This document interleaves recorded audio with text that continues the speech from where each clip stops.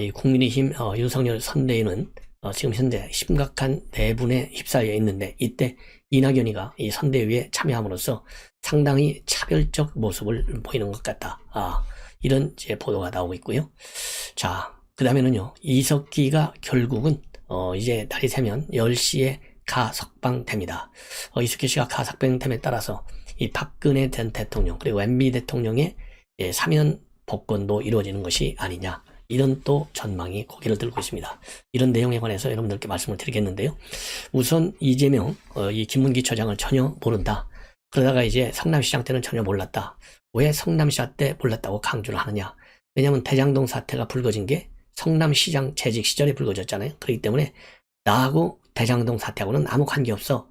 이 선을 긋기 위해서 이 김문기 시장 때는 몰랐다라고 주장을 해왔어요.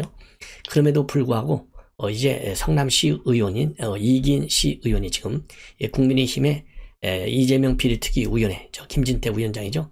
거기에 의원으로 지금 들어가 있는데, 이긴 의원이 찾아낸 사진 2장, 그리고 이제 어제 그제죠. 이틀 전에 김은혜 의원이 찾아낸 사진 2장, 이거를 통해서 추가적으로까지 사진이 다 와서 이재명이 하고요. 해외 출장, 그러니까 2019년도입니다. 2015년도 2015년도 1월 6일하고 16일 10박 11일간 호주, 뉴질랜드를 출장 간 사진을 통해서 지금 다 증명이 된 거예요. 사진은 이거 어떻게 누가 가짜로 만들 수가 없잖아요.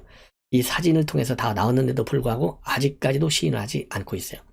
사진, 그러니까 총 넉 장이 나온 거예요. 그러니까 이제 그 관광관 사진이 나오고, 그 다음에 또 하나 사진은 바로 뭐냐면 2009년도에 10월 달에 야탑 상동에서 주민센터 주관으로 세미나가 열렸어요. 그 리모델링 관련 세미나가 열렸는데, 그 세미나 한가운데에 이재명이가 앉아있고, 그 좌측으로 한 자리 건너서 김문기 처장이 앉아있는데, 자, 세미나 1분 만에 끝나는 게 아니잖아요.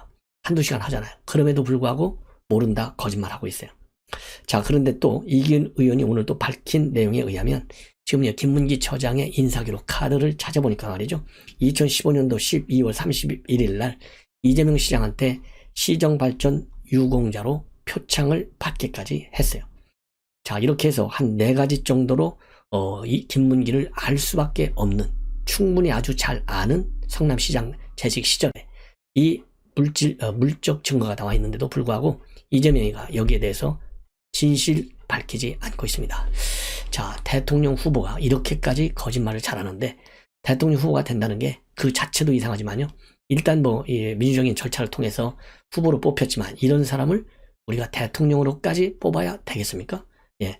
이렇게 지금 물적 증거가 4가지나 나왔는데 말이죠. 사진이 무려 4장, 인사기록 카드 하나, 5가지가 나왔어요. 자, 그래서 이제 이재명 지금 후보가 거짓말하고 있다라고 하는 것은 불변의 사실로 확인이 된 거예요. 근데 이제 문제점이 여기서 제기되는 것 중에 하나가 바로 이 사진 한 장이 말이죠. 전부 골프 모자를 쓰고 있어요. 이재명은 테일러메이드 모자를 쓰고 있는데, 그 테일러메이드 모자, 지금 이 볼 마커가 다 이 모자에 꽂아 있잖아요. 볼 마커가 꽂아 있어. 그 다음에 유동규 이 본부장도 골프 모자를 쓰고 있어요. 그리고 김문기 처장도 골프 모자를 쓰고 있어. 이 두 사람은 나이키 골프 모자를 쓰고 있어요. 그러면 4명 중에 3명이 골프 모자를 썼고, 이 유동규하고 김문기 처장은요, 이 볼 마커는 이 모자에 안 달려 있어요. 근데 이재명은 달려 있어. 이 얘기는 결국 뭡니까? 3명이 골프 모자를 썼고 이재명이 볼 마커를 가지고 있다. 이 얘기는 골프를 쳤다는 이런 추론밖에는 되지 않지 않습니까? 자, 그런데 골프를 치면요, 얼마나 걸려요? 보통 4-5시간 걸려요. 그런데도 몰랐다? 이게 말이나 됩니까? 자, 이 볼 마커, 이 관계, 이 박수영 의원이 지금 밝히고 있는 얘기인데요. 이재명 후보님, 호주, 뉴질랜드 출장 가서 골프도 치신 건가요? 곁에 서 있는 고 김문기 처장과 한 팀으로 치신 건 아닌지요? 혹은 그냥 아무 모자나 쓰다 보니 우연히 골프 모자 테일러메이드에 볼 마커가 꽂힌 채로 쓰고 사진 찍으신 건가요? 여기에 대해서 입장을 내놔라. 저는 그렇게 주장을 하고 싶어요. 그래서 지금 이긴 성남시 의원이 주장하는 바에 따르면은, 이게 과연 이 선진 트랩 관련 트랩 관련해서 선진 사례를 배우겠다고 출장 간 건데, 유동규하고 김문기는 이 판교 트랩 건설과는 아무 관계가 없다 이거예요. 그렇다고 본다면 결국은 대장동 팀을 낀 것 아니냐. 이게 왜 대장동을 끼고 갔느냐. 뭔가 수상하다 이거죠. 자, 이러다 보니까요, 이 진중권 교수가 닉슨은 거짓말해갖고 탄핵까지 당했다. 예. 이러한 지금 이 비판문을 내놓고 있어요. 예. 자, 그래서 진중권 교수가 이 페북에 몰랐다던 이재명, 고 김문기가 찍은 호주 출장 사진 또 나왔다. 이 기사에 제아의 기사 링크와 함께 이재선 씨 말대로, 이분은 이재선 씨 이제 이재명 형이잖아요. 이재선 씨 말대로 이분은 입만 열면 거짓말, 숨 쉬는 것만 빼고는 다 거짓말이다. 닉슨은 거짓말 때문에 탄핵 대상이 됐는데 이분이 그동안 해왔던 거짓말들 총정리를 한번 해야 한다. 그건 그렇고 TV 인터뷰에서 김문기 씨 얘기가 나오니 미치겠다면서 웃는 모습이 참으로 섬뜩하게 느껴지더이다. 한번 찾아보라. 이렇게 지금 주장을 하고 있습니다. 자, 그래서요, 뭐 이재명 탄핵 까면 안 되죠. 왜냐하면 대통령 후보가 탄핵 이런 법률적으로는 말이 안 되지만은 이거 하나만 보더라도 이제는 후보를 사퇴해야 된다. 왜냐하면 탄핵이라는 것은 대통령도 내려오는 거잖아요. 그러니까 후보의 탄핵에 상응하는, 말하자면 이 벌은 뭐겠습니까? 후보직을 사퇴하는 것밖에 없겠죠. 예. 자, 이렇게 해서 지금 김문기 처장의 사망, 이게 대장동 사태에 대한 압박인데 대장동과 이재명 본인이 관계가 없다. 아무 잘못한 게 없다. 이거를 말하자면 다시 한번 밝히기 위해서 이 김문기 처장을 전혀 모른다라고 했는데 이게 거짓말이에요. 그러니까 대장동과 관련해서 지금 얼마나 큰 비밀을 숨기고 있는지 우리가 캐내야 돼요. 이거 하나만 보더라도. 자, 이번에는요, 이 김문기 유족, 즉 아들이 바로 사망할 때 옆에 있었던 백팩을 찾아보니까, 열어보니까 그 안에 자필 편지가 발견되었다. 그런데 이 편지 내용이 굉장히 충격적입니다. A4 용지 이제 2장 정도가 되는 내용인데요. 이 아들이 밝힌 바에 의하면 우선 자필로 되어 있다. 그런데 이 편지가 제대로, 그러니까 이제 도시개발공사 상부에 전달이 됐는지 이거는 잘 모르겠다. 이렇게 되어 있고, 그동안의 초과 수익 환수 부분에 대해서 이 김문기 씨가 완전히 이 조항을 삭제하는 바람에 천문학적 이익이 민간업자들한테 돌아갔다. 이렇게 지금 비판을 한몸에 받고 있지 않습니까? 그래서 검찰에서 참고인으로 조사를 받는 거예요. 근데 이 편지 내용에 보면 초과이익 환수 부분에 대해서 여러 번 결정권자의 상부에 결재를 올렸는데 들어주지 않아서 너무 억울하다. 그래서 회사에서 변호사나 법적인 대응을 안 해주는 점이 너무 억울하다. 이런 내용이었다고 합니다. 그리고 현재 이 편지는 경찰이 가지고 있는데 경찰이 주지를 않고 있다. 이렇게 주장을 하고 있어요. 자, 그래서 이 초과이익 환수 부분에 대해서 김 처장이 노력했다고 하는 점, 이 점을 유족 측에서는 강조하고 있어요. 그래서 전에 있던 본부장이나 형보다 상관인분에게 결재서류나 보고서를 통해서 수차례 제출했지만 다 반려되고 통하지 않았다. 그것 때문에 구속된 본부장, 즉 유동규와 다툼이 있었고 따기도 맞았다고 들었다. 이 정도로 관계가 좋지 않은데 언론에서 유동규 라인으로 돼 있다는 게 잘못된 것 같다. 고가 점수도 최하로 받았다. 말 잘 듣는 직원이었다면 잘 받았겠지만 최하라는 건 관계 문제가 관계에 문제가 있었다는 거다. 예. 그래서 이 측근이 아닌 거를 지금 유족 중에서 강조하고 있고요. 그 다음에 초과이익 환수 삭제를 주도적으로 했다. 이 부분도 이제 부인하고 있는 겁니다. 두 가지를 부인하고 있는 거예요. 측근이 아니라는 것, 그 다음에 초과이익 환수 이 삭제하는데 결정적 역할을 했다는 거, 이 두 가지를 부인하고 있는 점이 지금 오늘 유족 측 주장의 핵심이고, 그리고 이제 새로운 것은 유동규가 말이죠, 이렇게 뺨까지 때렸다라고 하는 부분이 또 새롭게 나타났습니다. 예. 자, 그리고요, 이제 이렇게까지 따위까지 맞았다라는 부분이 지금 밝혀졌고요. 그리고 사이가 좋지 않기 때문에 상관 지시대로 따르지 않아서 고가 점수도 최하로 받았다는 점, 이 점만 보더라도 측근이 아니라는 것이죠. 그리고 이 심사, 그러니까 민간사업자 선정평가위원으로 참여한 거, 그리고 유리한 점수를 줬다는 거, 이것도 사실과 다르다는 겁니다. 그래서 이 김문기 처장이 하나은행 컨소시엄이 선정되도록 다른 업체 쪽 점수를 0점 처리했다고 하는데 0점 처리된 부분은 총점이 3%에 불과하다. 그런데도 이 김문기 처장이 결정적으로 하나은행 컨소시엄이 선정되도록 한 것처럼 잘못 알려져 있다. 이거를 밝히고 있고, 또 지금 이제 성남의 뜰에 사회이사로 되어 있는데 이 사회이사로 된 것은 다른 뭐 돈을 받고 뭐 이렇게 유리하게 심사해주라 이런 의미에서의 사회자가 아니라 성남도시개발공사하고 성남의 뜰 간에 합의로 이루어진 정식 사회이사이기 때문에 법적으로 아무 문제가 없다. 이렇게 지금 입장을 밝히고 있습니다. 그래서 초과이익 환수를 고인이 결정해서 된 것처럼 알려져 그 부분을 가장 억울해하고 힘들어한 것으로 알고 있기 때문에 진실을 좀 언론에서 제대로 알려달라 이런 당부를 지금 하고 있는 것으로 지금 보도가 되고 있습니다. 그리고 유동규도 입장문을 내놨는데 이 김문기 처장의 경우에는 돈 받는 것도 없고 공사를 위해서 일한 것밖에 없다. 자, 그래서 이 마음도 약한 사람이 얼마나 힘들게 버텼겠느냐. 비통하다. 그리고 본인도 조사받기 전에 언론에 집중 거론된 것만으로도 극단 선택의 생각이 들 정도였다. 김 씨가 조사에 대한 압박이나 성남 도공대에서의 징계 부담까지 겹치면서 극단적 생각을 갖지 않을 수 없었을 것이다. 이런 입장문을 내놓고 있습니다. 자, 그리고요.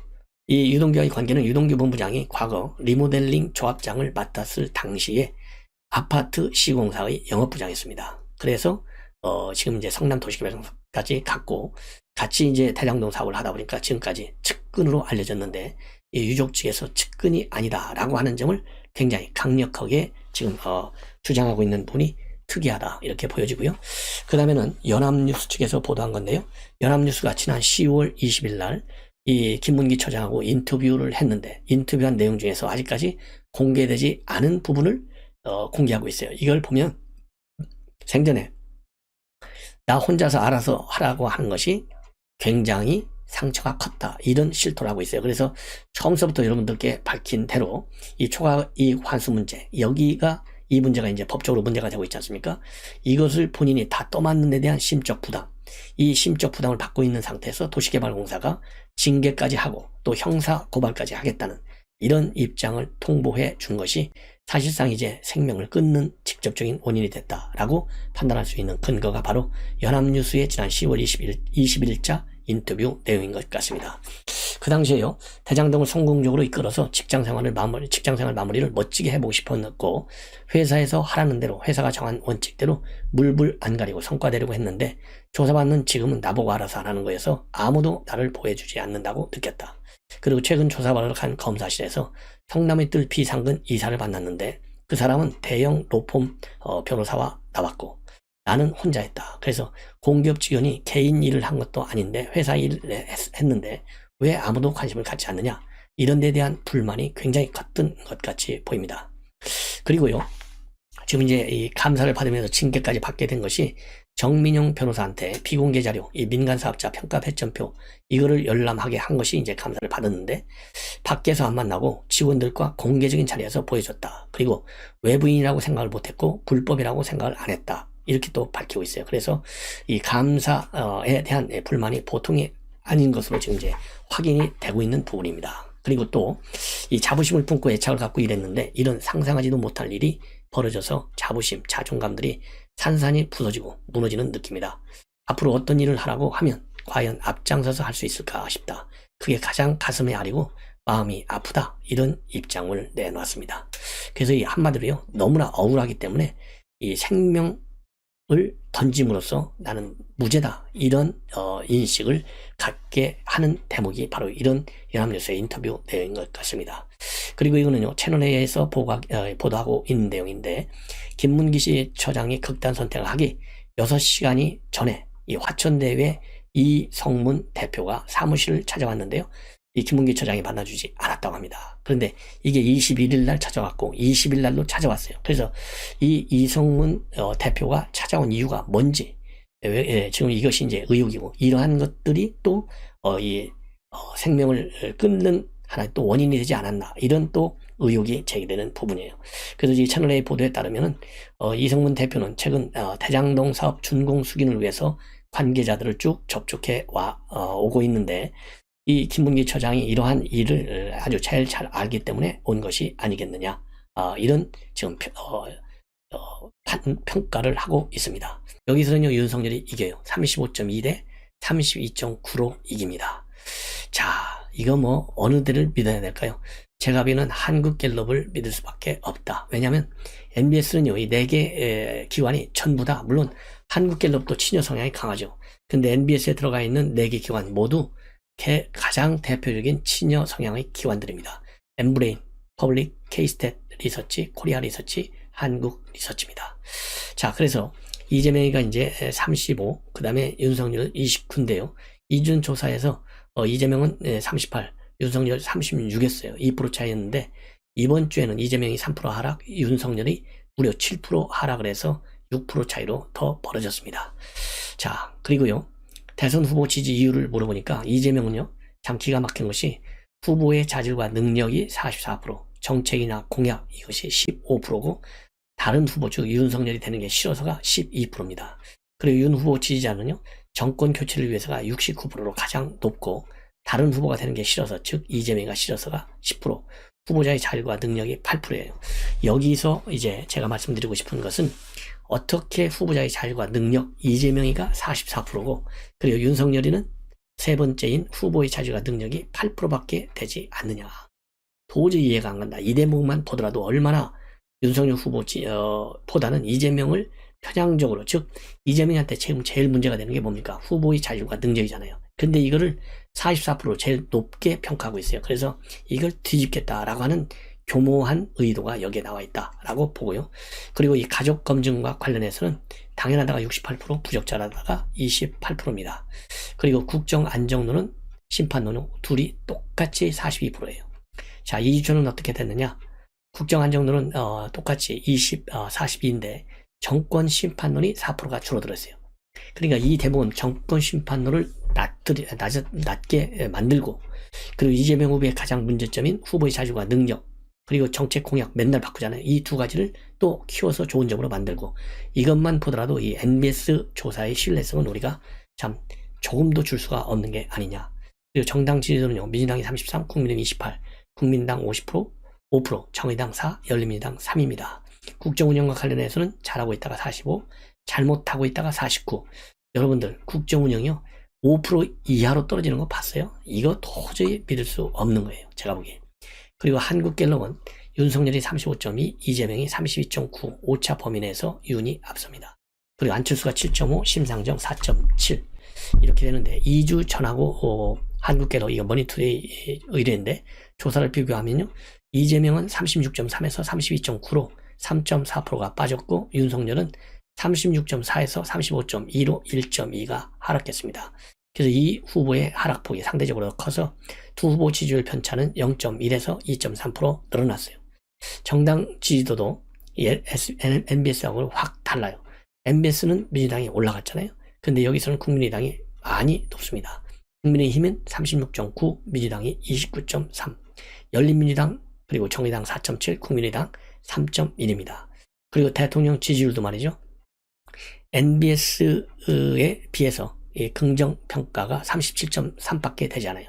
근데 NBS는 45%가 되지 않습니까? 자, 그래서 전반적으로 보면 이 NBS의 경우에는 정치적 의도를 가지고 굉장히 띄운 것이 아니냐 이런 평가가 나옵니다. 자, 이번에는요 윤석열 후보가 이제 호남 방문 일정을 모두 마쳤는데 본래 이제 중도 진영, 진보 진영까지 전부 다 지지기만으로 삼아가지고 빅 플레이트를 만들겠다 이런 취지에서 갔는데 자 극빈층은 자유를 알 수가 없다 이런 발언 또 이 80년대 민주화 운동은 수입된 것이다 그리고 국민의힘에 입당한 것은 부득이한 선택이었다 이런 발언을 통해서 설화에 또 힘올리고 있습니다. 하여튼 윤석열 후보의 의도가 어떻게 됐든지 간에 이 토킹 포인트를 좀 더 정확하게 써줘서 제대로 보필을 해야 되는 것이 아니냐 이런 생각이 드는 대목이고요. 자, 어떻든 간에 이제 반성을 좀 해야 될 것 같고, 그 다음에 이제 광주에 가서 4차 산업혁명 거점으로 만들겠다. 그리고 달빛 고속철로를 만들어서 지역 감정을 없애겠다. 이런 입장을 내놓고 있습니다.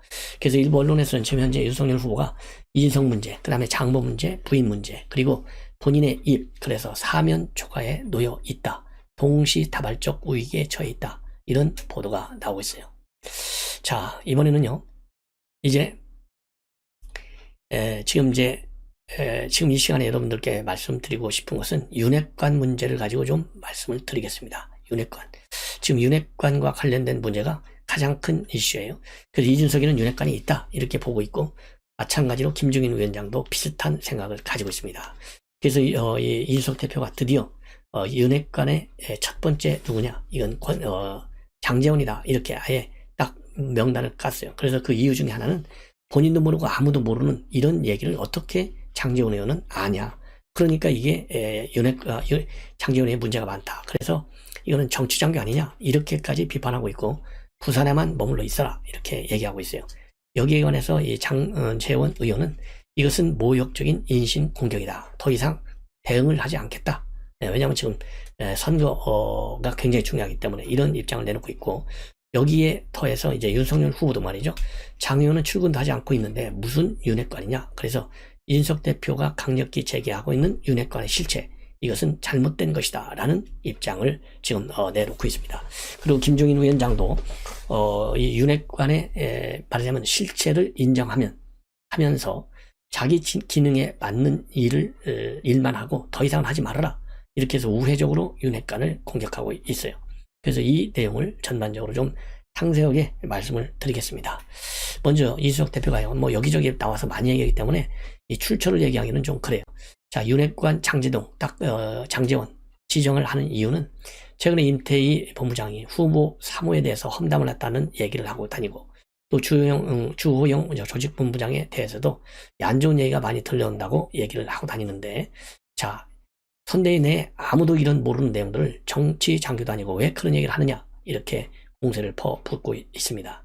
여기에 대해서 이 장제원 의원은 이 총괄본부장이라는 분은 선대위에 들어오자마자 사모님이 겉은 데에서 숨어서 내조한다 라고 말하고, 조직본부는 불협화음이 밖으로까지 새어 나온다, 이런 얘기를 최근에 했어요. SNS에. 이거를 인용해서 말하자면 이준석 대표가 비판한 거예요.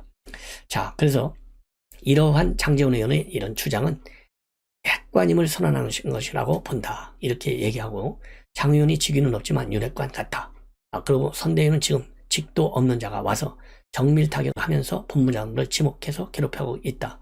본인이 완전히 선대위를 떠나든지 직을 맡든지 둘 중에 하나를 하라, 이렇게 직격탄을 가하고 있어요.